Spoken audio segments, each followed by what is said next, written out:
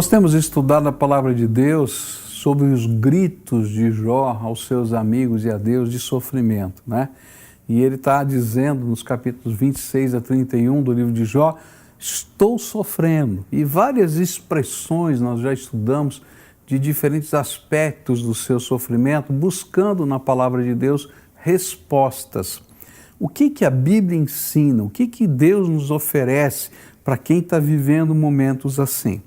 E o que nós vamos estudar hoje, o tema de hoje, é um dos gritos de Jó, que se encontram no capítulo 31, versículo 35, onde ele diz assim, olha que expressão interessante, ah, se alguém me ouvisse, olha, ah, se alguém me ouvisse. É como se ele estivesse dizendo, quando estamos sofrendo, e a nossa dor perdura, todos se afastam de nós e nos sentimos sozinhos e abandonados. Você já se sentiu sozinho e abandonado? Sem ninguém com quem partilhar a sua dor? E com o desejo de dizer, ah, se alguém me ouvisse.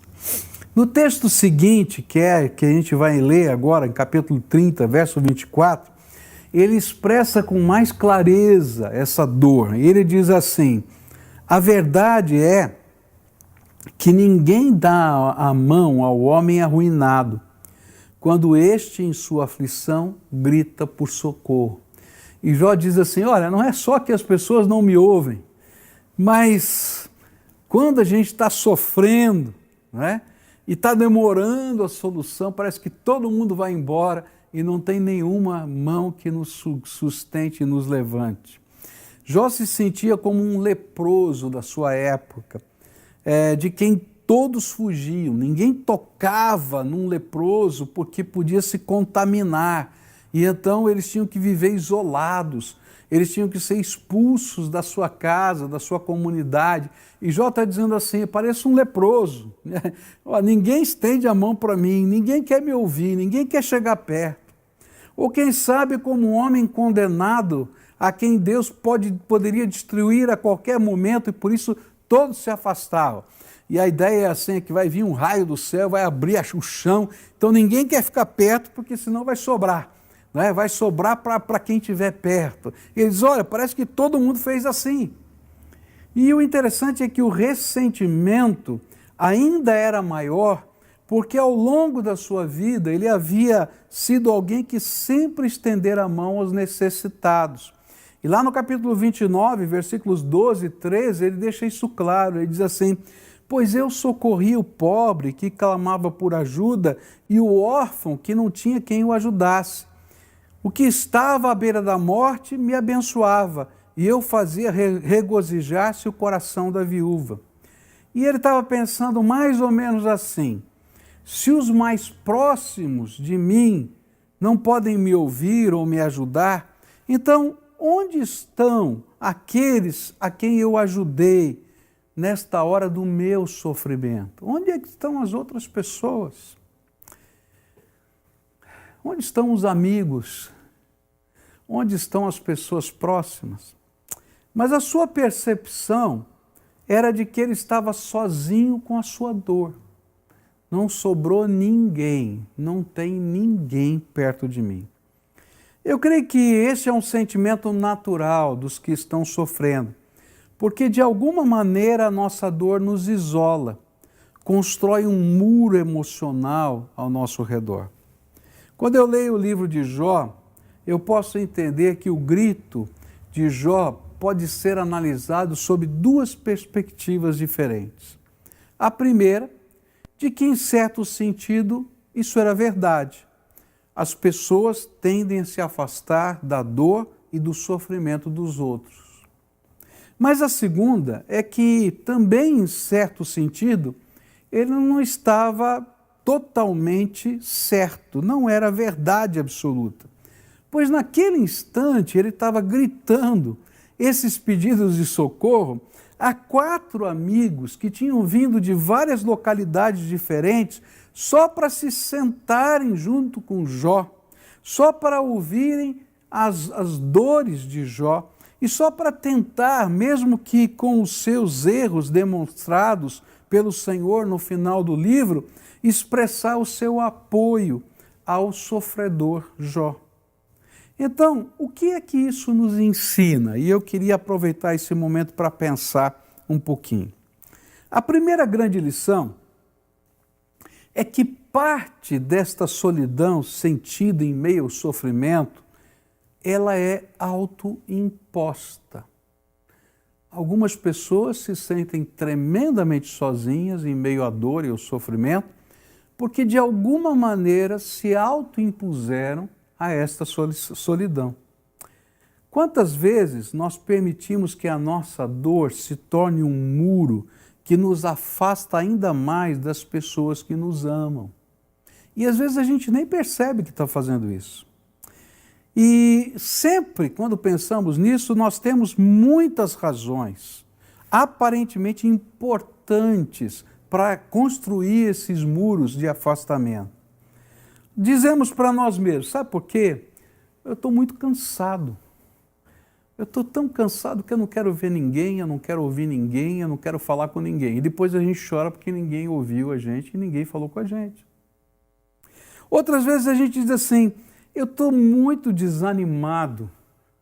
E quando eu estou assim desanimado, eu não quero ouvir palavra, nem quero ver sinais de esperança. São clichês, são chavões, eu não quero isso para mim. Outras vezes, até quem sabe, numa reunião familiar, a gente pensa assim, sabe, o barulho dos que podem rir me machuca, então é melhor não ir. E aí eles não conseguem entender o que está acontecendo ao seu redor, pessoas que querem rir com eles. Porque lá dentro do coração deles, eles só pensam assim, ninguém consegue entender o que eu estou vivendo e estou sentindo. Sabe, eu creio que tudo isso é verdade. Ninguém consegue entender o que você está vivendo, o que você está sentindo, realmente você está desanimado, realmente o sorriso de quem pode rir machuca quem só pensa em chorar. Mas eu creio que se você permitir que a sua dor o afaste daqueles que lhe amam, a dor vai se transformar em algo insuportável. Eu não sei como os amigos de Jó se sentiram, mas se eu estivesse ali como um dos amigos de Jó, eu pensaria algo assim, Jó, eu não conto? Eu estou aqui. Eu não sirvo para te ouvir? Eu sentei no chão junto com você só para te ouvir. Será que a minha mão não serve? A minha mão está estendida para você. É certo que não tem aqui uma multidão, pois a dor nos mostra quem são os nossos conhecidos e quem são os nossos amigos e irmãos. Mas nós, por enquanto, estamos aqui. Nós 4 viemos de tantos lugares só para estar com você. Quando fomos para os Estados Unidos para a tentativa de tratamento da Cleusa recentemente, quantos foram os amigos mais chegados do que irmãos que nos ouviram, nos estenderam a mão de tantas maneiras diferentes? Quantos são aqueles que ao longo dos anos têm nos suportado tantas vezes, mesmo quando a nossa dor tentou construir muros? Se você serve a Deus, então saiba que Ele nunca vai deixar você sozinho, porque Ele prometeu isso. E Deus não é homem para mentir. E a promessa veio do Senhor Jesus. Ele disse assim, eis que estou convosco todos os dias até a consumação dos séculos. Algumas vezes a presença desse Senhor que nos acompanha será revelada pelo toque do seu Espírito Santo. Algumas vezes no meio da nossa solidão Ele vem e nos visita. Às vezes no meio das nossas lágrimas Ele manda os seus anjos recolherem as nossas lágrimas. Às vezes no nosso quarto Ele vem e fala conosco. Às vezes nós somos levantados por uma mão invisível que nos põe de pé outra vez quando só queríamos dormir. Mas tantas outras vezes, essa presença vai ser revelada pelo mover do Espírito Santo no meio da sua igreja, levantando pessoas que são, na verdade, anjos do Senhor, que se acampam ao nosso redor e nos abençoam. É incrível como funciona esse movimento do Espírito Santo de Deus. Há algo tremendo de Deus que acontece. Eu acho excepcional isso. Às vezes a gente está vivendo uma determinada situação e Deus, sem a gente falar nada para ninguém, o Espírito Santo vai e toca no coração de alguém, e esse alguém vem com a resposta. Ele não sabe por quê, ele não sabe para quê, ele nem sabe como, mas ele foi movido pelo Espírito de Deus e chega naquele lugar como se Deus dissesse assim: olha, querido, você acha que está sozinho, mas eu estou com você todos os dias, eu leio os seus pensamentos, eu recebo até os bilhetinhos que você me manda nos momentos de lamúria. Por isso eu mandei essa pessoa chegar com essa bênção para você. Ah, quantas vezes eu vi isso acontecer na minha vida? Quantas vezes? De maneiras inusitadas, em tantos aspectos diferentes. Eu me lembro que, uma ocasião, nós imaginávamos que um determinado medicamento produzido na Inglaterra e não vendido no Brasil, e nem aprovado pela Anvisa, pudesse ajudar no tratamento da Cleusa. E aí, então, falei com um pastor, amigo meu, lá na Inglaterra, e disse para ele: olha, talvez, será que eu consiga comprar aí na Inglaterra?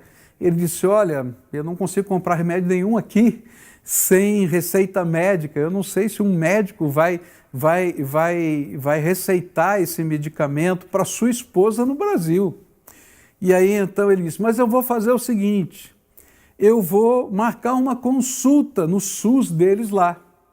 E vou conversar com o médico, o máximo que eu posso ouvir é não. Olha que coisa tremenda são os caminhos de Deus, porque nós nunca estamos sozinhos. Não era esse remédio que iria curar minha esposa, mas para que eu não ficasse com o meu coração apertado, porque eu não conseguia aquele remédio, aquele pastor foi lá e marcou uma consulta. Ele disse: qual é o seu problema? Eu disse: eu não tenho nenhum problema. Eu venho aqui porque a esposa de um amigo meu tem um problema. E começou a contar a história, e começou a dizer da medicação, que a Anvisa, ele falou: não precisa falar, eu sou brasileiro, eu conheço lá como funciona. Está aqui a receita para você comprar a medicação e mandar lá para ela. E aí surgiu um segundo problema, o problema de como é que o remédio ia chegar, porque se mandasse pelo correio, parava no correio, a Anvisa não aprova, não entra no país. E então ele disse: olha, vamos orar para ver o que Deus tem. E apareceu um rapaz que vinha para o Brasil. E esse rapaz vinha para Curitiba. E ele veio na minha casa trazer o remédio para minha esposa. Por que eu estou falando isso? É porque às vezes a gente imagina que está sozinho, mas o Espírito de Deus está movendo uma grande rede de anjos que estão ao nosso redor. Alguns anjos são seres celestiais, mas alguns anjos são de carne e osso que Deus está fazendo chegar perto da gente. Alguns são os amigos que sentam e choram com a gente no meio do caminho, outros são aqueles que estendem a mão, outros às vezes nem chegam perto da gente, mas com o seu amor, graça, com a sua ação, com o seu gesto, nos tocam tão profundamente. Por isso, eu vou aprendendo, que Deus coloca no coração dessa gente para ser bênção, porque isso é parte da missão de todo aquele que crê no Senhor. E eu quero dizer para você que está sofrendo, um dia vai ser bênção na vida de alguém. Porque se você teme a Deus, isso faz parte da sua missão. Olha só o que a Bíblia vai ensinar para a gente em Romanos 12:15. Alegrem-se com os que se alegram e chorem com os que choram. Sabe, isso é parte da nossa missão. Então, quando estamos sofrendo, nós precisamos cuidar da maneira como estamos interpretando a vida e as pessoas ao nosso redor. Veja só o que Jesus ensinou. Jesus disse lá em Mateus 6, versículos 22 e 23, os olhos são como uma luz para o corpo. Quando os olhos de vocês são bons, todo o seu corpo fica cheio de luz. Porém, se os seus olhos forem maus, o seu corpo ficará cheio de escuridão. Assim, se a luz que está em você virar escuridão, como será terrível essa escuridão? Ele está nos ensinando que a maneira como somos capazes de olhar para as pessoas e para a própria vida determina o nosso estado de espírito. O nosso estado de espírito afeta diretamente os nossos relacionamentos. É verdade, tem gente que se afasta porque nós estamos sofrendo. Mas não é toda a verdade. Porque se você teme a Deus, Jesus nunca te deixou sozinho. E Ele tem usado os anjos dele, seres extraordinários, e de carne e osso outros, para chegarem perto de você para dizer, você não está sozinho. Mas se você não for capaz de enxergar que Deus está agindo mesmo no meio do seu sofrimento, então você vai ter olhos que escurecem a alma. E quando os nossos olhos são maus, eles não são capazes de ver coisas boas, então tudo dentro da gente fica ruim. E é isso que vai dizer o livro de Hebreus. Lá em Hebreus 12, versículo 15, diz assim, tomem cuidado para que ninguém abandone a graça de Deus. Cuidado para que ninguém se torne como uma planta amarga que cresce e prejudica muita gente com o seu veneno. Sabe, quando a nossa dor se torna um veneno amargo em nós, nós começamos a nos tornar pessoas amargas, críticas, que não conseguem ver a luz e o bem ao seu redor. E esse veneno começa a contaminar as pessoas que estão à nossa volta, que passam a ter também um olhar crítico, amargo, para com outras pessoas e até para com Deus. E sabe o que é pior? É que com o tempo, ainda que o veneno continue correndo nestes que foram contaminados e esses continuam críticos, esses também se afastam da fonte da escuridão para poderem sobreviver. E a solidão do segundo estado é ainda pior. Sabe, alguns vão criticar junto com você, vão lamuriar junto com você, mas vai chegar uma hora que essas pessoas vão dizer assim, está me fazendo tão mal que eu tenho que sair daqui. E até aqueles que estavam com você para ouvir a sua crítica vão embora. O grande desafio para quem está com os olhos escuros, coração amargo e não consegue perceber que Deus está agindo mesmo no meio da sua dor, é deixar Jesus iluminar os nossos olhos e trazer luz à alma que está ferida. É preciso que a gente se permita deixar o amor vencer um muro que foi autoimposto e que afasta as pessoas de nós. Permitir que o barulho da alegria dos outros volte a ser canção aos seus ouvidos e não mais barulho que dói. Porque se a canção e a alegria dos outros te consumir, as pessoas se afastarão para não te entristecer mais ainda. E para isso você precisa de Jesus, o único que é luz e pode iluminar a sua vida poderosamente. Por isso hoje Jesus quer brilhar a sua luz em você, iluminar a sua alma, iluminar os seus olhos. Mas para isso, pela fé, você vai ter que entregar a sua dor para Ele. Você vai ter que, pela fé, entregar a sua crítica. Você vai ter que, pela fé, buscar que Ele abra os seus olhos, tanto para vê-lo, quanto para poder crer no amanhã. Porque se isso não acontecer, querido, você está se levantando muros que são intransponíveis para os homens atravessarem. Então entrega a tua dor, entrega a tua crítica. Olha, eu quero dizer para você que talvez muita gente tenha falhado, a tua igreja tenha falhado, o teu pastor tenha falhado, o teu diácono tenha falhado, a tua célula tenha falhado, talvez o teu parente tenha falhado, o teu marido tenha falhado, tanta gente tenha falhado. E vão falhar mesmo, porque são seres humanos. Porque não conseguiram entender a profundidade da sua dor, porque não entenderam tudo que você precisava. Mas não é por isso que a gente pode levantar muros. a gente precisa pedir para Deus iluminar a nossa vida, para enxergar que apesar de todas as limitações de toda essa gente, em certos momentos eles foram os anjos que Deus mandou para te abençoar. Por isso, entrega a tua dor, a tua crítica e pede para Jesus tirar esse veneno que está matando você por dentro. Uma seta envenenada. Eu me lembro de uma ocasião que orei por uma senhora viúva e naquela ocasião que eu estava orando por ela, ela estava muito abatida e eu impus as mãos sobre ela e Deus me deu uma palavra muito diferente, né? Eu nunca tinha feito uma oração assim e eu disse: Senhor, tira agora desse coração a seta envenenada que está aí dentro. Interessante porque eu fiz essa oração, passaram-se meses e ela me escreveu e disse assim: pastor, o senhor não sabe, mas tinha uma seta envenenada no meu coração de dor, de angústia, de saudades.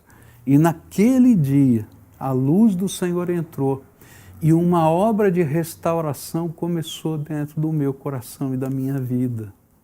E aí surgiram novos sonhos, novos planos, novos projetos e coisas novas do Senhor. Sabe, querido, não construa os muros, deixe a graça de Deus brilhar em você e mudar a sua visão, os seus olhos, porque Ele já enviou os seus anjos para perto de você. Mas há uma segunda perspectiva que tem a ver com a realidade da solidão, que a dor gera. Especialmente quando o problema, que é o fato gerador, perdura. O que fazer diante disso? Quando de fato pessoas se afastam porque está demorando muito. Aqui eu vejo uma das grandes bênçãos de ser parte da Igreja do Senhor Jesus Cristo.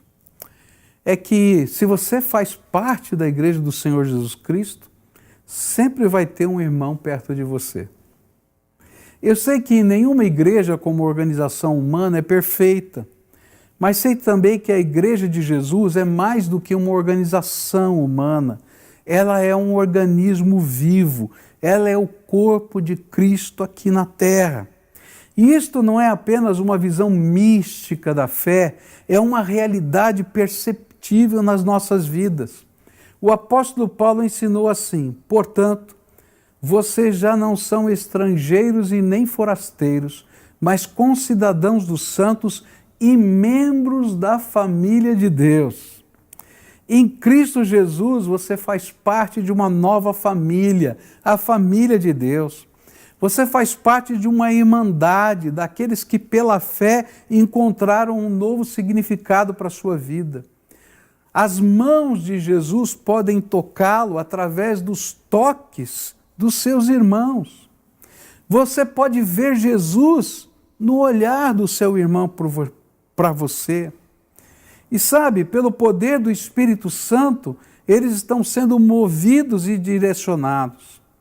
E se você esperar isto de uma organização humana, você vai se decepcionar. Mas se você crê e vive aquilo que a gente chama de democratização dos carismas e o sacerdócio universal dos crentes, então você vai se surpreender com os movimentos do Espírito Santo através da igreja, feita de gente cheia do Espírito Santo. Sabe o que eu quero dizer com isso, com democratização dos carismas, né? E sacerdócio dos santos? É que, ainda que eu faça parte de uma igreja local, a igreja de Jesus é muito maior. E os irmãos estão espalhados pela face da terra. E muitas vezes o Senhor vai mover o seu corpo em qualquer lugar do mundo para ser resposta da sua oração. Eu me lembro de uma ocasião que os adolescentes da igreja queriam comprar um ônibus e estavam orando e só eles sabiam disso. E Deus tocou o coração de um jogador de futebol lá no Japão, e essa pessoa do Japão ligou para nós e disse: qual é a necessidade que vocês têm aí, porque o Espírito Santo está me tocando. E aí então o missionário que tratava dizia assim: eu sei que os adolescentes querem comprar um ônibus, então manda comprar, porque Deus está me incomodando aqui no Japão. Esse é o corpo de Cristo.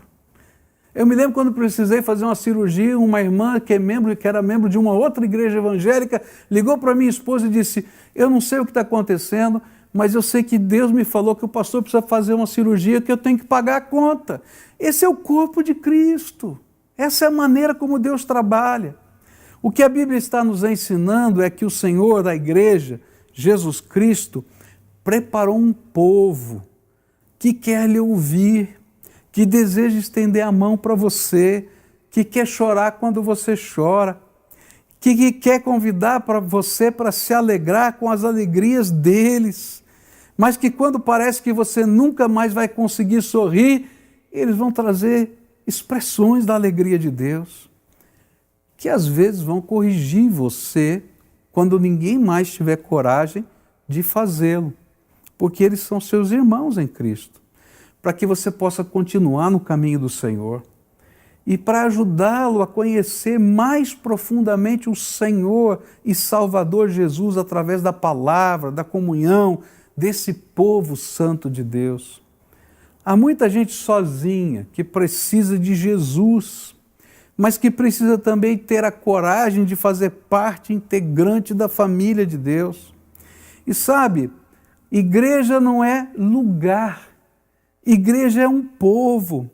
Por isso mesmo, no meio dessa pandemia, nós nos reunimos em células, em grupos de oração, em encontros para ministração da palavra, em agentes de amor voluntários que correm o risco para abençoar outros, levando alimentos, máscaras, tirando gente das ruas, consertando os destelhados, as casas destelhadas, cozinhando e levando comida a comunidades carentes, que se preocupam para fazer uma ligação telefônica e perguntar como é que você está no meio dessa pandemia. Como é bom ser esse tipo de igreja, que a semelhança da igreja de Jerusalém, mesmo sem templo, era corpo de Cristo. Olha só o que a Bíblia diz. Os que aceitaram a mensagem foram batizados. E naquele dia houve um acréscimo de cerca de 3.000 pessoas. Eles se dedicavam ao ensino dos apóstolos, à comunhão, ao partir do pão e às orações, e todos estavam cheios de temor, e muitas maravilhas e sinais eram feitos pelos apóstolos.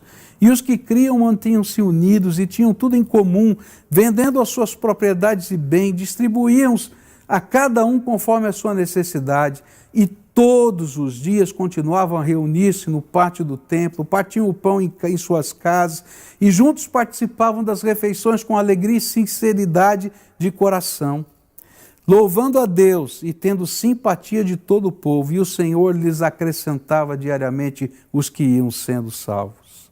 Essa era a igreja. E o templo era o templo dos judeus, mas eles de vez em quando iam lá para o pátio. Eles não podiam controlar o templo, mas o pátio eles podiam se reunir. Mas eles não precisavam nem do pátio, porque eles iam de casa em casa, e quando a perseguição ficou maior, eles estavam nas casas das pessoas. Hoje a gente não pode estar junto, mas a gente entra via um aplicativo na sua casa, você entra na nossa casa e a gente ora junto, a gente lê a Bíblia junto, ou alguém liga para você e lá pelo WhatsApp faz um discipulado com você. Como é que está a tua vida? Quero orar por você, quero ver, olha só o que a Bíblia diz sobre isso que você está vivendo. Por isso, hoje eu queria convidar você a deixar de andar sozinho.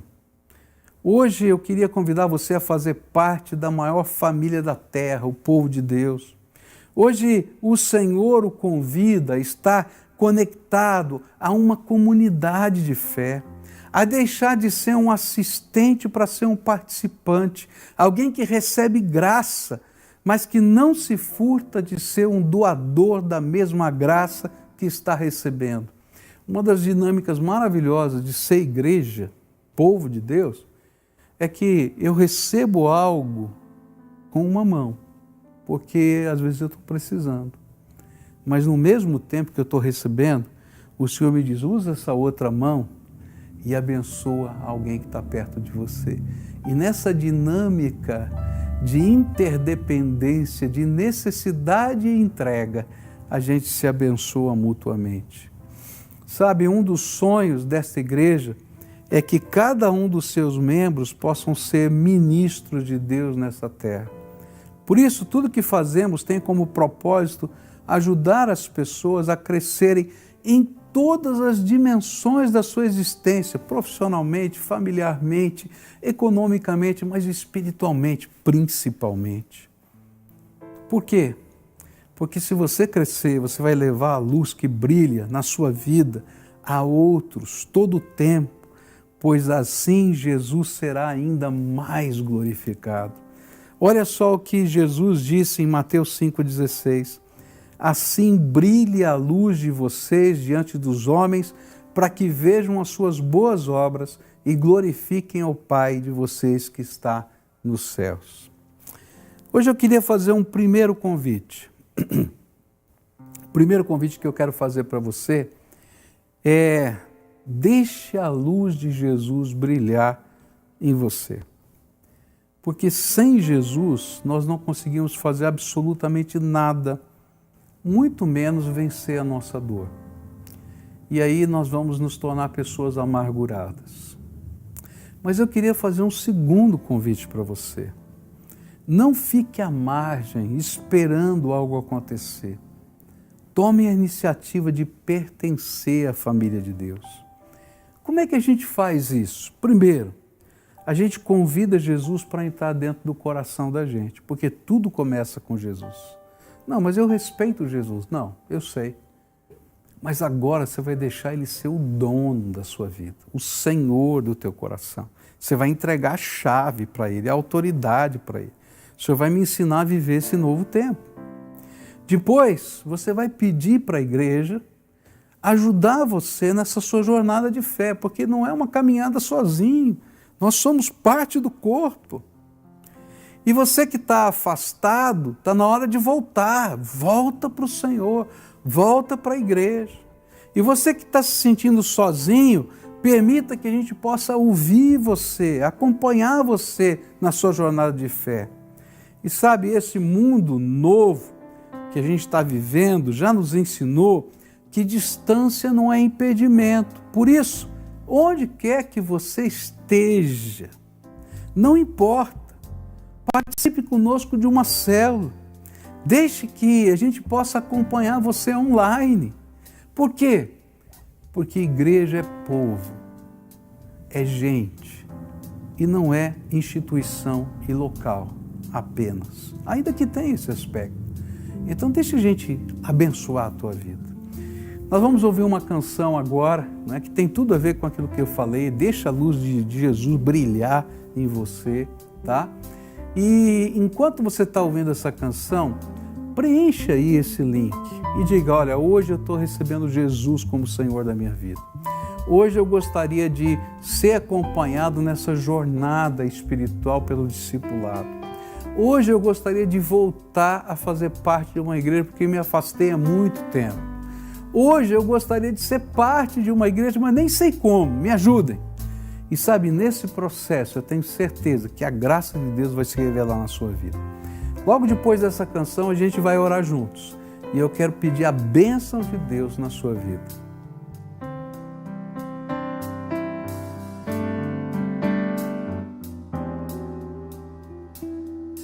Quem nunca deixou a emoção falar pela razão?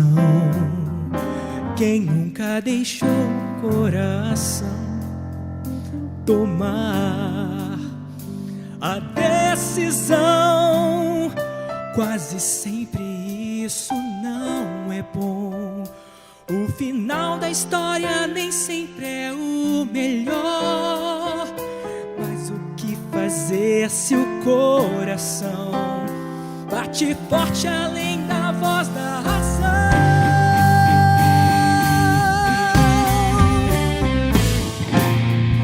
Deixa brilhar a luz na escuridão. Ouça a voz de Deus no coração.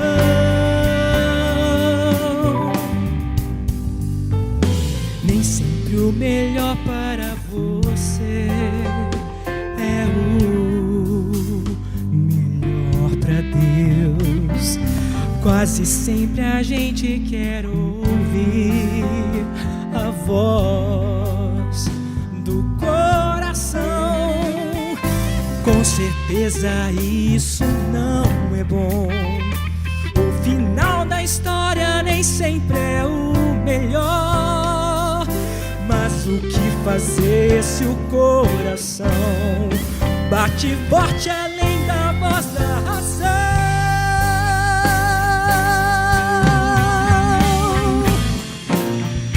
Deixa brilhar a luz na escuridão.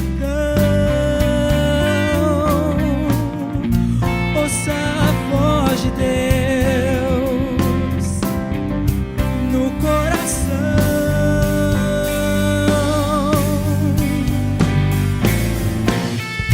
Deixa brilhar a luz na escuridão. Ouça a voz de Deus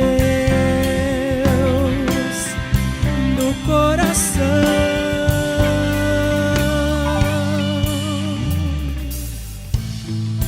Deixa brilhar a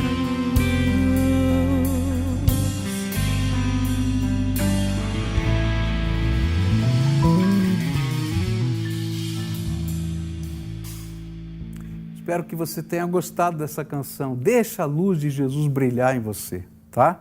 Mas eu quero também agora orar por você que preencheu aí, que colocou o seu nome, diz: eu quero entrar nessa jornada. Ore comigo agora, diga assim: Senhor Jesus, nessa hora, recebe o coração, a alma, o sentimento, a dor, a vida por completo dessa pessoa que se apresenta diante do Senhor. E não importa onde esteja, Senhor, pertinho ou longe, aqui em Curitiba ou em qualquer lugar do mundo, visita poderosamente e permita, Pai, que uma santa conexão primeiro com o Teu Espírito Santo aconteça. Invade, derrama a Tua graça nesse coração.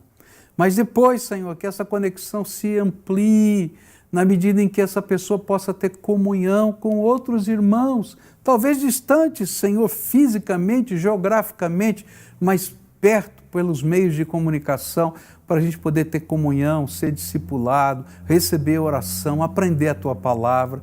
Ó Pai, sentir-se parte de um povo. Ó Pai, que agora essa família aumente, porque essa pessoa será agregada na família de Deus. Fica com esse teu filho.